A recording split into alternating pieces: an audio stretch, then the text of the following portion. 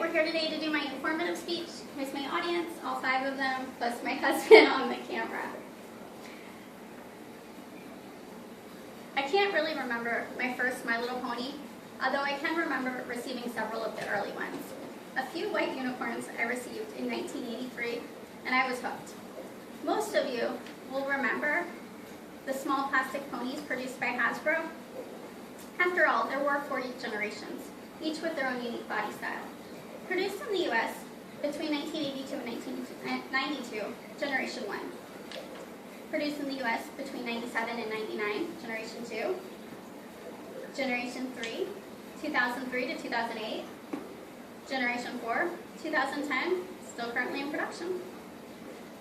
Today I'm going to share with you how the seemingly innocent child toy My Little Pony has become a pop culture phenomenon today. We'll start by exploring, today we're going to talk about 3 things. The creators behind this powerful brand, why the brand has such a broad appeal to such a mixed demographic, and where the brand is currently.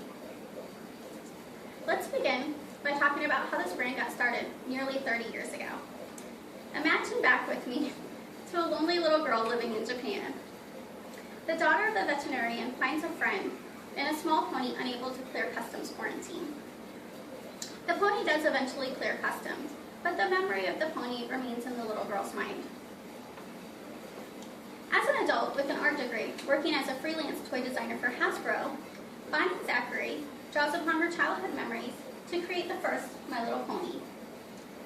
In an interview with an ever-free Northwest reporter at the My Little Pony Fair in 2014, which I was at the My Little Pony Fair in 2014, but I had no knowledge of the interview until later, Bonnie shares with us that it took 3 years for Hasbro to get on board with the idea.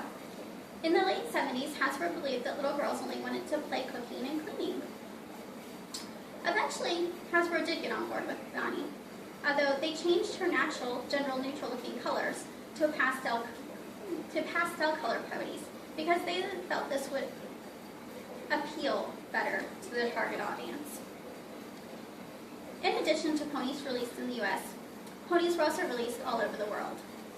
In the book, My Little Pony Around the World, by Deborah Burge, Deborah shares with us that ponies were released in countries all over, including Brazil, South Africa, Italy, France, Australia, just to name a few. This helps increase a worldwide collector base by releasing variants.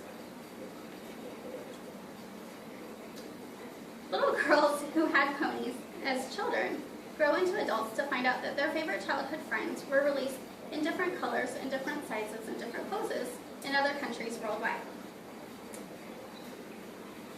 Most of these variants were made by toy companies that are no longer in existence today, like Kenner, Lily Letty, and Arukin and Estrella.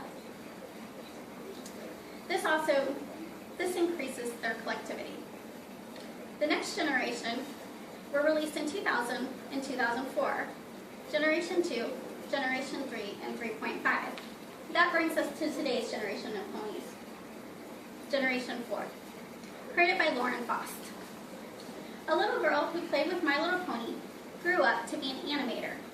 In an online article in LA Weekly, a periodical that is famous for infiltrating subcultures, Lauren confirms that she drew upon her childhood memories of her favorite toy in creating the new generation of ponies. Lauren tells that as an animator, she realized that what she wanted to do was to take her childhood toys from her toy box and send them on the adventures that were typical of boys' toys during that time. This is possibly one reason for the recent large crossover of boys into the My Little Pony fandom. Much like Bonnie Zachary left the brand shortly after its first release, Lauren also left the brand shortly after the first release of the 4th generation.